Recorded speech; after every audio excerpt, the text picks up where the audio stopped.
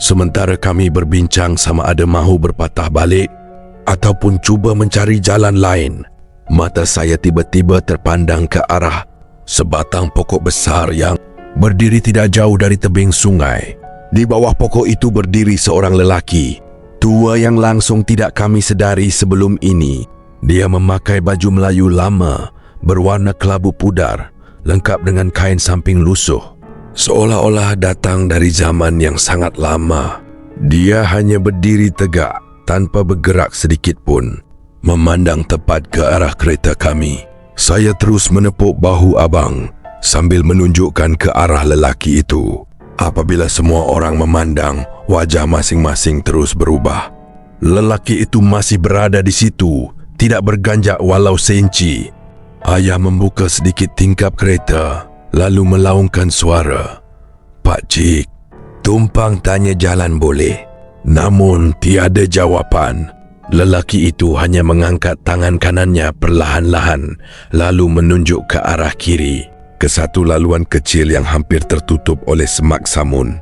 Laluan itu begitu sempit, sehingga kami langsung tidak menyedarinya sebelum ini. "Abang masih ragu-ragu, betul ke jalan tu?" bisiknya. Ayah cuba memandang semula ke arah lelaki tua itu untuk bertanya sekali lagi. Tetapi sekelip mata sahaja, lelaki itu hilang begitu sahaja. Tiada bunyi langkah, tiada bayang bergerak. Seolah-olah dia tidak pernah berdiri di situ sejak tadi.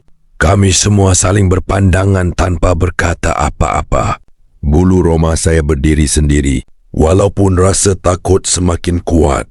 Kami sedar kami tiada pilihan lain selain mencuba laluan yang ditunjukkan tadi. Dengan perlahan-lahan, abang memusingkan steering, memasuki laluan kecil itu. Pada mulanya jalan tersebut sangat sempit, sehingga ranting-ranting pokok bergesel dengan cermin dan bumbung kereta. Bunyi daun menggesel kedengaran jelas, membuatkan suasana semakin menyeramkan. Beberapa minit kemudian, keadaan mula berubah sedikit demi sedikit. Rumput liar yang memenuhi jalan semakin berkurangan. Laluan tanah yang tidak rata bertukar menjadi lebih keras dan mudah dilalui. Pokok-pokok yang tadinya rapat mula semakin renggang, membenarkan cahaya matahari menembusi hutan yang gelap. Ayah memandang keluar tingkap sambil berkata perlahan, "Macam ada orang selalu guna jalan ni."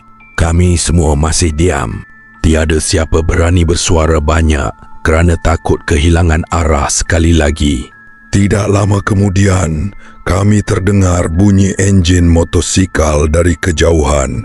Bunyi itu membuatkan hati kami sedikit lega kerana bermaksud ada orang lain berhampiran.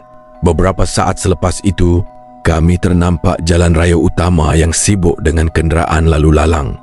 Sebaik sahaja tayar kereta memasuki jalan berturap, telefon kami yang tadi langsung tiada isyarat tiba-tiba berbunyi serentak. Semua mesej dan panggilan yang tertangguh mula masuk satu demi satu. Kami menarik nafas lega. Ayah memberhentikan kereta seketika di bahu jalan lalu menoleh ke arah laluan kecil yang kami gunakan tadi. Tetapi apa yang kami lihat benar-benar mengejutkan. Tiada lagi jalan kecil itu. Yang tinggal hanyalah semak samun yang sangat tebal, pokok-pokok liar dan belukar yang mustahil boleh dilalui kereta. Seolah-olah laluan tadi tidak pernah wujud sejak dahulu lagi.